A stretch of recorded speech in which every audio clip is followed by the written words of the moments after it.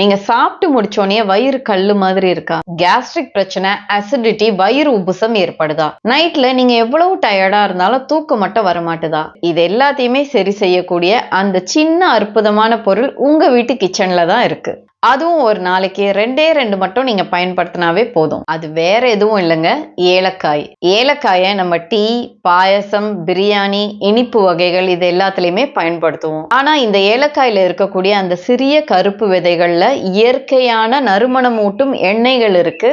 அது மட்டும் இல்லைங்க, ஆன்டி ஆக்சிடென்ட்ஸும் இருக்கு. இதனால தாங்க பாரம்பரிய மருத்துவத்துல ஏலக்காயை அதோட நறுமணத்துக்கு மட்டும் பயன்படுத்தாம அதுல இருக்கக்கூடிய நன்மைகளுக்காக பயன்படுத்தியிருக்காங்க. இன்னைக்கு காணொளியில இது வரைக்கும் நமக்கு தெரியாத ஆனா நம்ம உடம்புக்கு தேவையான சிறப்பான நன்மைகள் இந்த ஏலக்காயில என்னென்ன இருக்கு அப்படிங்கறத தான் நம்ம பார்க்க போறோம். அது மட்டும் இல்லைங்க, இந்த ஏலக்காயில இருக்கக்கூடிய அந்த நன்மைகள் நமக்கு முழுசா கிடைக்கணும் அப்படின்னா அது கூட எந்தெந்த பொருட்களை எந்தெந்த நோய்க்காக நம்ம பயன்படுத்தணும் அப்படிங்கறதையும் பார்க்கலாம். அதை நீங்க தெரிஞ்சுக்கணும்னா எஸ்ன்னு கமெண்ட் பண்ணுங்க. இந்த ஏலக்காயோட முதல் நன்மை என்ன அப்படின்னு பாத்தீங்கன்னா, அஜீரண கோளாறுகள், கேஸ்ட்ரிக் பிரச்சனை, வயிறு உப்புசம் இதெல்லாம் இது நீக்குது. பொதுவாகவே ஏலக்காய கார்மினேட்டிவ் அப்படின்னு சொல்றாங்க. அப்படின்னா வாயு நீக்கி. நம்ம உடம்புல இருக்கக்கூடிய தேவையில்லாத கேஸை வெளியேற்றுறதுக்கு இந்த ஏலக்காய் ரொம்பவே பயனுள்ளதா இருக்குங்க. வயிறு உப்புசம், சாப்பிட்ட பின்னாடி சில பேருக்கு ஒரு குமட்டல் உணர்வு இருக்கும். அந்த பிரச்சனை இருக்கிறவங்களுக்கு, சில பேருக்கு சாப்பிட்டு ரொம்ப நேரம் கழிச்சு கூட அந்த உணவு அவங்க வயிற்றிலேயே இருக்கிற மாதிரி ஒரு உணர்வு ஏற்படும்.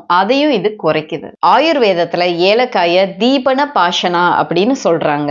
அப்படின்னா பசியை தூண்டுதல், உணவு சாப்பிட்ட பின்னாடி செரிமானம் செய்தல், அது மட்டும் இல்லைங்க, செரிக்காம இருக்கிற உணவுல இருக்கக்கூடிய நச்சு பொருட்களை வெளியேற்றுறது. இது மூணுத்தையுமே இந்த ஏலக்காய் செய்யுது. அடுத்த பயன் என்னன்னு பாத்தீங்கன்னா, வாய் துர்நாற்றம். ஏலக்காயை மென்னு சாப்பிடும்போது அதுல இருக்கக்கூடிய நறுமணமூட்டும் எண்ணெய்கள் எல்லாம் வெளியே வருதுன்னு சொன்னேன் இல்லைங்களா? இதுதான் இயற்கையான ஒரு மவுத் ஃப்ரெஷ்னரா நமக்கு பயன்படுது. அது மட்டும் இல்லைங்க, இந்த எண்ணெய்கள் நம்ம வாயில இருக்கக்கூடிய தேவையற்ற பாக்டீரியாக்களை அழிக்கிறதுக்கும் பயன்படுது. அதனால இனிப்பு மிகுந்த மவுத் ஃப்ரெஷ்னர்களை நம்ம பயன்படுத்துறதுக்கு பதிலா 2 ஏலக்காயை எடுத்து நம்ம மென்னாவே போதுங்க. அடுத்ததா ஏலக்காயால இருக்கக்கூடிய நன்மை, பிபி பிரச்சனை இருக்கிறவங்களுக்கு. ஏலக்காயில ஆன்டி ஆக்சிடென்ட்ஸ் அதிகமா இருக்குங்க. இந்த ஆன்டி ஆக்சிடென்ட்ஸ் நம்ம உடம்ப ஒரு கேடயம் மாதிரி பாதுகாக்குது. இந்த ஏலக்காயை நம்ம சாப்பிடும் போது தினம் நம்ம உடம்புல செல்கள் டேமேஜ் ஆயிட்டே இருக்கு இல்லைங்களா? அந்த டேமேஜ் நடக்காம நம்ம உடம்ப இந்த ஏலக்காய் பாதுகாக்குது. அது மட்டும் இல்லைங்க, நம்ம ரத்த ஓட்டம் நல்லா சீரா இருக்கிறதுக்கும் இந்த ஏலக்காய் பயன்படுது. பிபி பிரச்சனை இருக்கிறவங்க எல்லாம் தினமுமே ஏலக்காயை பயன்படுத்தலாம். பிபி அதிகமா ஆகிறதுக்கு முக்கியமான காரணமா இருக்கிறதே ஸ்ட்ரெஸ் தான். உங்க மனசுல அழுத்தம் ரொம்ப அதிகமாகும் போது அது உங்க உடம்புலையும் பிரதிபலிக்குது. இதனால உங்களுடைய இதய துடிப்புல மாற்றங்கள் ஏற்படுது. ரத்த குழாய்கள்லயும் அழுத்தம் ஏற்படுறதுனால பிபி அதிகமாகுது. இந்த ஏலக்காய்க்கு இயற்கையாகவே சாந்தப்படுத்தக்கூடிய ஒரு தன்மையும் குளிர்ச்சியை கொடுக்கக்கூடிய ஒரு தன்மையும் இருக்கு. நீங்க பிபி மாத்திரையை நிறுத்திட்டு ஏலக்காயை சாப்பிடுங்க அப்படின்னு நான் சொல்லுங்க. நீங்க பிபி மாத்திரை எப்பவும் போல எடுத்துக்கலாம். ஆனா இந்த ஏலக்காயை நீங்க பயன்படுத்தும் போது அது ஒரு சப்போர்ட்டிங் சிஸ்டமா உங்களுக்கு பயன்படும். நான்காவதா இருக்கக்கூடிய பயன் என்னன்னு பாத்தீங்கன்னா, முகத்துல ஏற்படக்கூடிய வீக்கம். பல பேருக்கும் இருக்கக்கூடிய ஒரு பிரச்சனை, காலையில எந்திரிக்கும் போது முகம் வீக்கமா இருக்கும், கண்களுக்கு கீழேயும் வீக்கம் அதிகமா இருக்கும், கால்கள்ல வீக்கம் அதிகமாகிறதுனால ரொம்பவே கனமா இருக்கும். இது எல்லாத்துக்கும் ஒரே காரணம், தேவைக்கு அதிகமா உடம்புல நீர் சேர்றது. இந்த ஏலக்காயில டயூரிட்டிக் எஃபெக்ட் அப்படிங்கிறது இருக்கு. அப்படின்னா நீர் பெருக்கி அப்படிங்கிறது அர்த்தம். சில பேருக்கு பாத்தீங்கன்னா யூரின் போகுமோ அது ஃப்ரீயா நல்லா வராது.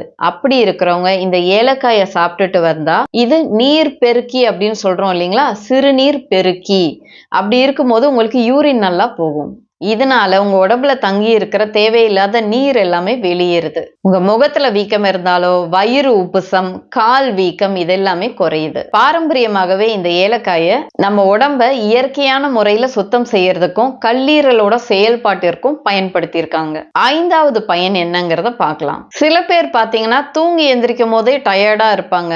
அதே மாதிரி தாங்க சில பேர் தூங்க போகும்போதே ரொம்ப டயர்டா இருப்பாங்க. ஆனாலும் உங்களுக்கு தூக்கம் வராது. முதல்ல ஒரு யோசனையில ஆரம்பிச்சு வேற யோசனைகள் வந்துட்டே இருக்குமே தவிர தூக்கம் மட்டும் வராது, அப்படியே ஒரு 1/2 மணி நேரம் போயிடும். பாரம்பரியமாகவே ஏலக்காயை மனச்சோர்வுக்கு பயன்படுத்தி இருக்காங்க. உங்க உடம்பு அவ்வளோ டயர்டா இருந்தும் உங்களுக்கு தூக்கம் வராததுக்கு காரணமே இந்த மனசோர்வு தான். இத மென்டல் ஃபெட்டிக் அப்படின்னு சொல்றாங்க. இந்த ஏலக்காயில இருந்து வரக்கூடிய நறுமணமே நமக்கு நல்ல ஒரு தூக்கத்தை வர வைக்கக்கூடியதா இருக்குங்க. இதனால தாங்க பல வீடுகள்ல இப்பவும் ஏலக்காய் சேர்த்த பாலை குடிச்சிட்டு படுக்கிற பழக்கம் இருக்கு.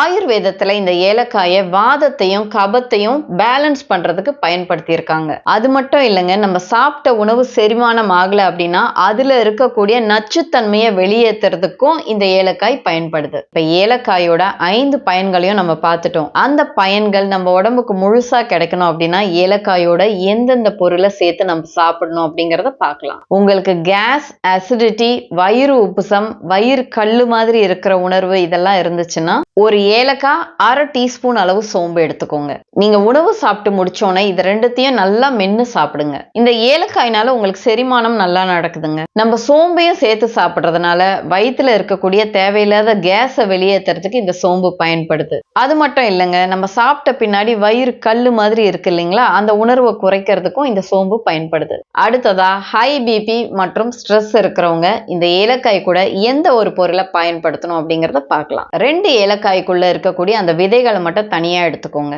அதை நல்லா இடிச்சிட்டு வெதுவெதுப்பான தண்ணீர் கூட காலையில நீங்க இதை சாப்பிடுங்க. நீங்க இப்படி சாப்பிடும் போது உங்களுடைய ரத்த ஓட்டம் சீராகுது. அது மட்டும் இல்லைங்க, உங்க மனசு உடம்பு ரெண்டுமே சாந்தப்படுது. சில பேருக்கு ஸ்ட்ரெஸ்னால பிபி அதிகமாகுது இல்லைங்களா, அதையும் இது கட்டுப்படுத்துது. பிபி மாத்திரை கூட சேர்த்து இதை நீங்க சாப்பிடும் போது உங்க உடம்புக்கு அந்த வித்தியாசம் நல்லாவே தெரியும். அடுத்ததா உடல் எடை ரொம்ப அதிகமா இருக்கிறவங்க எந்த ஒரு பொருளோட சேர்த்து இந்த ஏலக்காயை சாப்பிடணும் அப்படிங்கறத பார்க்கலாம். நம்ம ஒரே நேரத்துல அதிகமா உணவு சாப்பிடுறதுனால மட்டுமே நமக்கு வெயிட் ஏறாதுங்க.